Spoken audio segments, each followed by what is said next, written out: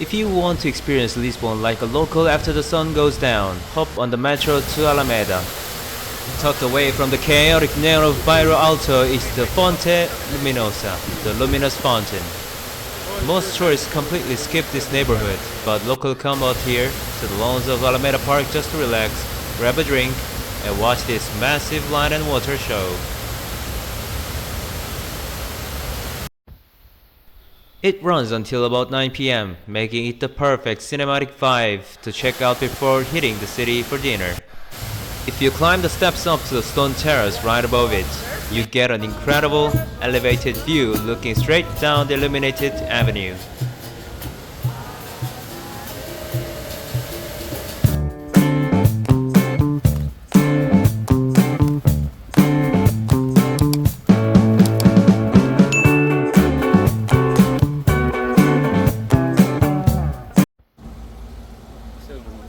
I just arrived at the train station to go to Sintra. I gotta find a ticket booth to buy a ticket. Looks like every ticket booth is closed and I have...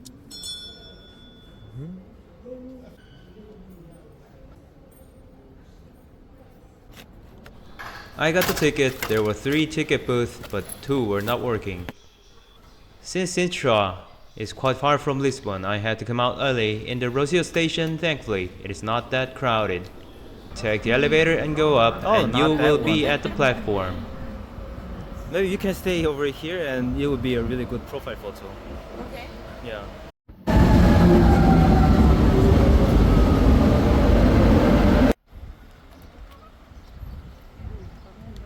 Atasui is like sui. While almost everyone else jumps straight from the train into a crowded tuk-tuk or the 434 bus, we decide to do something little crazy. Hike up the mountain on foot. You will climb hidden stone staircases, walk past secret fairy tale villas, and trek through a microclimate forest that feels million miles away from Lisbon. These little 3-wheel tuk-tuks fly down the cobblestone mountain switches like real-life Mario Kart. After walking uphill for an hour, watching them zip past the parking lot makes you seriously consider buying a ticket for the ride back. Alright, so we finally made it to the top of the mountain, and this is the reality of visiting Sintra. Look at this queue. This is what happens when you didn't book the tickets in advance. Please, please, please, please. It's okay, take your time. No, you don't have time. No. Okay. Okay, that's a good sign. Yes, yes, yes, you can do it. Stupid iPhone. Done? Hmm? Yes, finally. We are crossing the border. And also, you have to check because there are 2 lines, and which one is for your trip, castle or park?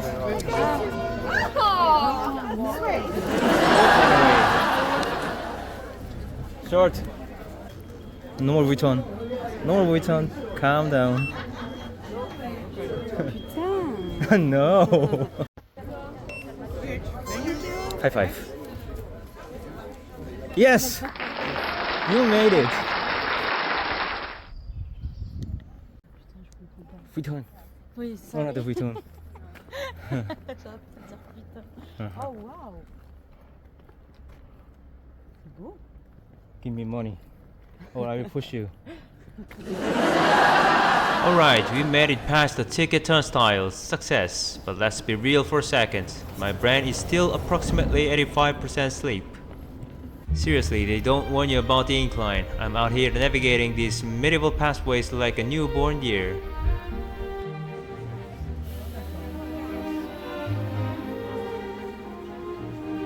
Did you take a picture of moss?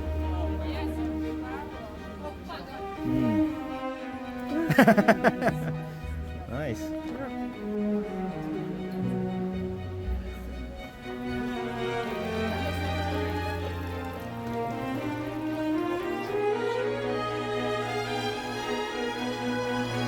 First, walking around the tiny bridge because passing under it once wasn't enough cardio.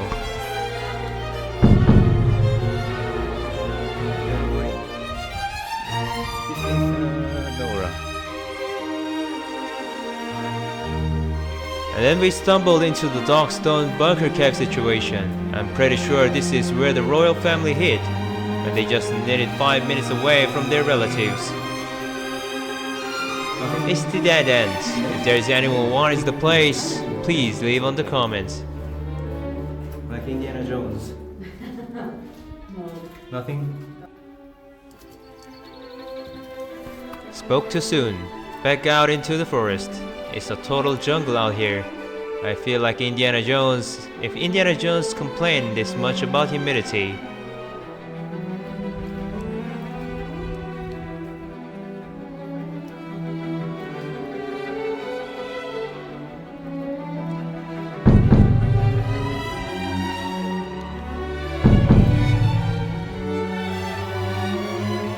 King Ferdinand II didn't just want a castle. He wanted an entire mystical landscape. He engineered these 5 interconnected lakes right at the bottom of the valley, collecting natural mountain springs to create this hidden emerald oasis.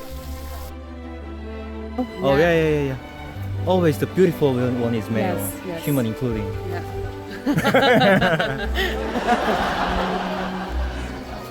In French, it's a pont. Pong? Pont. What about in English? I don't know. I forgot. We have officially arrived. Look at this place. After what felt like a cross-country marathon through the woods, we are finally standing at the actual palace gate.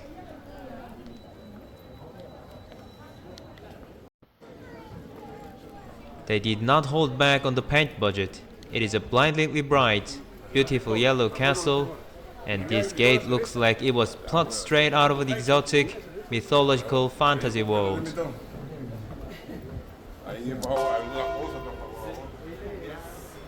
This is the famous Triton Gate. King Ferdinand designed this whole thing to represent the creation of the world out of the elements: fire, water, earth, and apparently grapevines. So we just passed the door, and this place there's another ticket checking, plus long queue as expected. High atop the craggy peaks of the Sintra Mountains, shrouded in dense Atlantic mists and ancient pine forests, sits a structure that defies architectural gravity and reality itself. This is the Pena National Palace. To the untrained eye, it looks like a magnificent fever dream. A chaotic, brilliant collision of vivid yellows, deep reds, and fairy tale turrets. But this is no mere modern theme park. It is a 19th century masterpiece of romanticism, born from the vivid imagination of King, who refused to live in a boring world. Today, we are stepping past the gates of this mountaintop wonderland to uncover how a ruined medieval monastery became one of the most celebrated and unusual palaces on earth. Ferdinand was deeply embedded in a romantic movement, a philosophy that worshipped the untamed power and emotion of nature.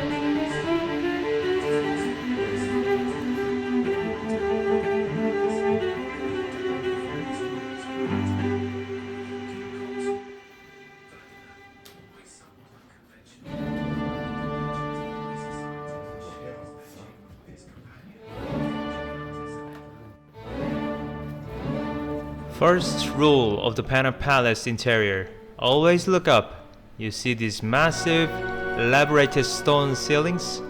They are a lie. It's actually a painting technique called tompeoi. It is completely flat paint engineered to trick your brain into seeing depth. 19th century optical illusions, guys. The ultimate royal flex. The wind up here is currently doing its absolute best to destroy my hair for the camera. This chapel is actually a surviving piece of the original 16th century Manuelin monastery that stood here long before the castle was built. Look at this altarpiece. This isn't just wood or plaster. It is carved entirely out of alabaster and marble by a master sculptor named Nicolau Chanterene back in 1530s. King Ferdinand II basically built his dream home around this sacred space. And that, my friends, is the Pena National Palace. We climbed through mystical valleys, dodged territorial lake peacocks, explored the hidden stone bunkers, and walked directly into the king's real-life fairy tale. It's eccentric, it's loud, and it's completely unforgettable. Finally stopped.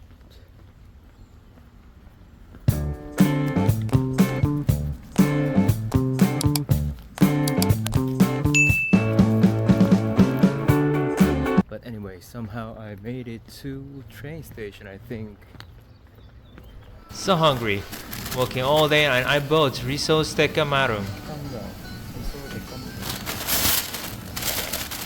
It is smooth, it is savory, it is crispy, and it is everything a fried dumpling wishes it could be. If you are in Portugal, and if you don't order a plate of these with a cold drink, you are doing your taste buds a massive disservice.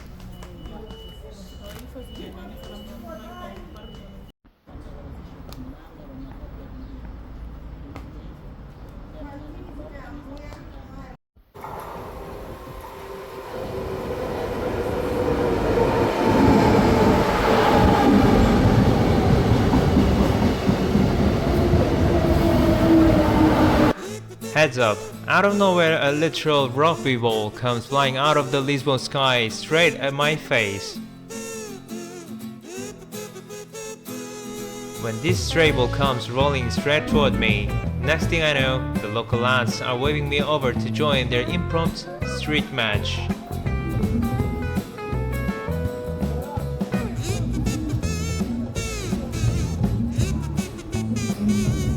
Now, I am completely wearing the wrong shoes for this, but when a group of Portuguese boys invites you to catch a ball around, you do not say no.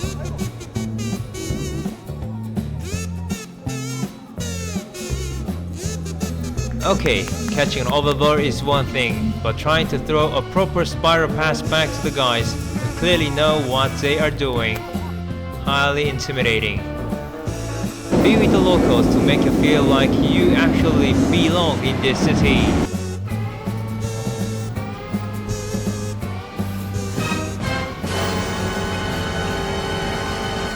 Welcome to the glamour side of travel content creation. It is currently in the middle of night at Lisbon airport and I am putting on an absolute masterclass in how not to sleep. These metal chairs were engineered by someone who clearly has comfort. I've got a metal armrest digging into my ribs, a backpack that feels like a brick under my head. And the terminal overhead announcements keep blasting every 5 minutes. But honestly, I don't care about the back pain. In just a couple of hours, we are boarding a flight out to the Azores Islands, a remote volcanic paradise right in the middle of the Atlantic Ocean. So if I have to spend the night freezing on a metal bench to get there, it is a small price to pay. Wish me luck, guys. I am going to try and close my eyes for 5 hours before boarding starts.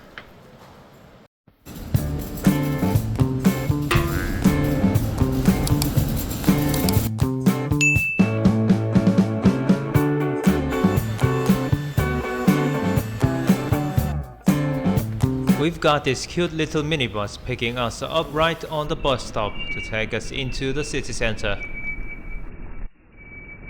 It is easy to look around the model cosmopolitan square and see just a peaceful island getaway.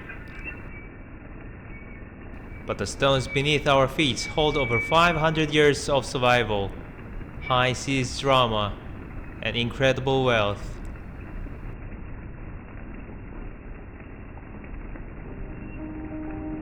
Back in the mid-1450s, Ponta Delgada didn't look like this at all.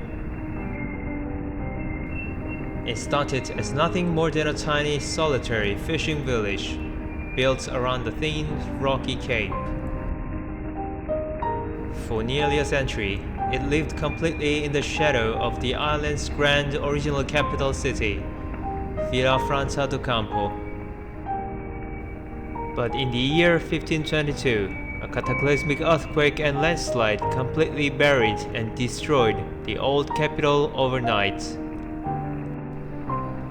Suddenly, the entire weight of the island's future shifted right here to Ponta Delgada. By 1546, King John III officially declared it a city, and it became the undisputed economic hub of the Azores. Because of its perfect location right in the middle of the Atlantic, it quickly became a vital pit stop for massive pirate ships, explorers, and wealthy traders. But Ponta Delgada's true golden age arrived in the 1800s, thanks to something you wouldn't expect: oranges. The city became the primary supplier of citrus fruits to Great Britain, and the export business brought in absolute mountains of cash.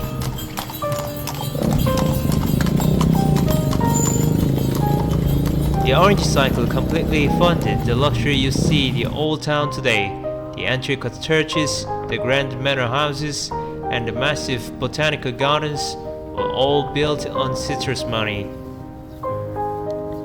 When a blight eventually wipes out the orange trees, the resilient locals just pivoted to growing pineapples in greenhouses and producing tea. Today, it stands as the vibrant, autonomous executive capital of the Azores.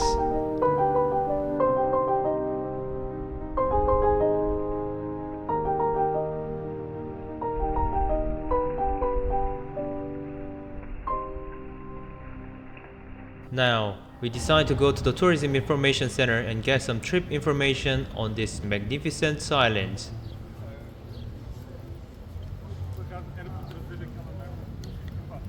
So this is right next to the ice cream store, and this one you have to cross the street to the opposite side. Okay.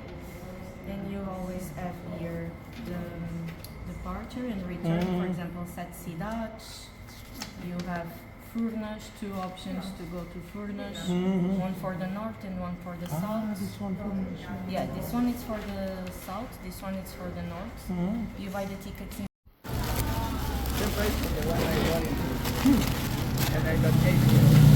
Yes, the very first meal in Azores is my favorite snack, risole de camarão.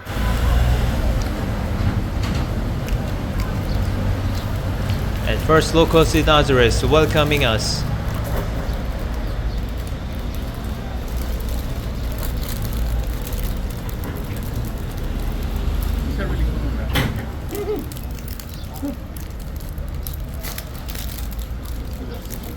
In Indonesia, we call it burung gereja, the church bird, and gereja from Portuguese.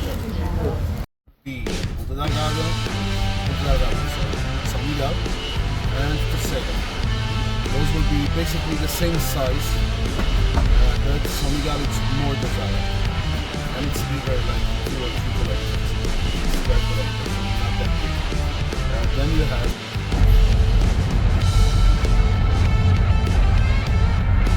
even move all the time. Only by the move. We receive the immigrants, they visit the island for the festival, but I'm not over yet. We receive the cruise ships, 6 or 7 of them, so it's about between 5 and 15,000. Right in the middle of the Atlantic, makes sense. They have no streets, so let's go. Now, if you look to your right side, you can see basically the whole island.